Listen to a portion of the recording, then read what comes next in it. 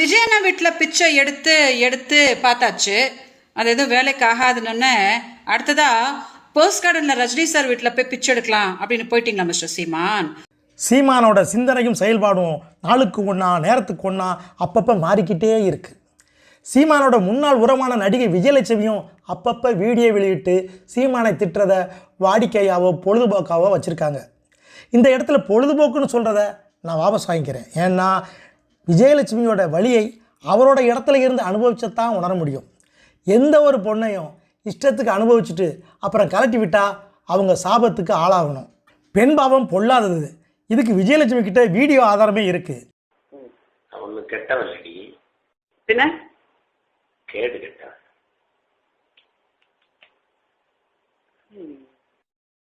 ஆக்ஷனா action action.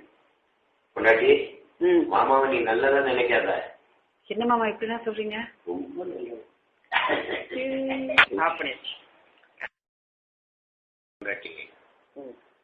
சீமான் செஞ்ச பாவத்துக்கு விஜயலட்சுமி மூலம் நல்லாவே வாங்கி கட்டிக்கிறாரு.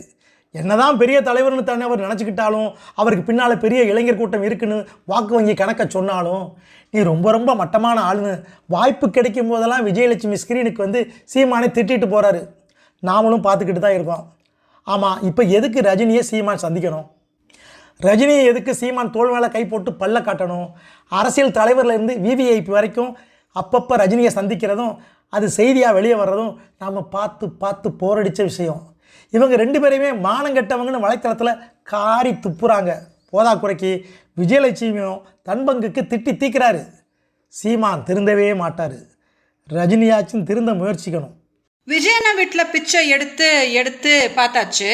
அது எதுவும் வேலைக்கு ஆகாதுன்னு அடுத்ததா போஸ்ட் கார்டனில் ரஜினி சார் வீட்டில் போய் பிச்சை எடுக்கலாம் அப்படின்னு போயிட்டீங்களா மிஸ்டர் சீமான்? விஜயண்ணங்கிட்ட தப்பிக்கிறதுக்கு வேற எந்த வழியும் கிடைக்கலையா? ரஜினி சார் யாரு அப்படின்னு ஞாபகம் இருக்கா? அவங்க அரசியலுக்கு வரேன்னு சொன்ன உடனே உங்க வாய் தான் சொல்லுச்சு, அவர் கன்னடாக்காரு, அவர் மேல உப்பு மிளகாத்தூள்லாம் போட்டு வறுத்தெடுத்து பார்க்கணும் அப்படின்னு நான் விருப்பப்படுறேன் அப்படின்னு மேடையா அவரை கொச்சப்படுத்தினீங்களே, அதை மறந்துட்டா போய் நேற்று அவர் வீட்டில் பிச்சை எடுத்துட்டு நின்றுட்டு இருக்கீங்க. அசிங்கமா இல்லை? ஏன்னா கேவலமான ஒரு பொழப்பு மிஸ்டர் சீமான் உங்களுது. விஜயண்ணங்கிட்ட தப்பிக்கணும்னா ரஜினி சார் காலில் போய் விழுறீங்க. உங்க மேல நான் வந்து வழக்கு கொடுத்த திமுக காலில் போய் விழுறீங்க. உங்களை யாரும் நம்ப மாட்டாங்க மிஸ்டர் சீமான். தமிழ்நாடு மக்கள் கிட்ட சொல்றேன்னு, யாரும் சீமானை நம்பாதீங்க.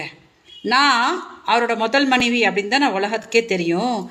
என் வாழ்க்கையவே சீரழிச்சு கர்நாடகாவில் தூக்கி அனாதையாக போட்டிருக்காரு. எங்கள் அக்கா நடக்கக்கூட முடியாமல் பேரலிசிஸ் ஆன மோசமான நிலைமையில் இருக்காங்க. அந்த நிலைமையில கூட போன வருஷம் வந்துட்டு நான் 50,000 ரூபாய் கொடுத்துட்றேன் அப்படின்னு சொல்லிட்டு உள்ளே வந்துட்டு மதுரை செல்வமன்றவனை வச்சு வீடியோஸ் வாங்கின்னு என்னை ராவும் பகலுமா டார்ச்சர் பண்ணி எடுத்தாரு. அதை தாங்க முடியாமல் தான் நான் வந்து கம்ப்ளைண்ட் கொடுத்தா என்னையும் திமுகவையும் கேவலமாக மேடையாக பேசிக்கிட்டு மக்களை ஏமாற்றிட்டு சுற்றிட்டு இருக்கிறாரு.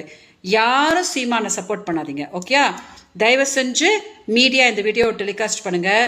நான் ஏமாந்த மாதிரி தமிழ்நாடு மக்களை சீமான் கிட்ட ஏமாறதுக்கு நான் விடவே மாட்டேன். மறக்காம சர்ப்ரைஸ் பண்ணுங்க.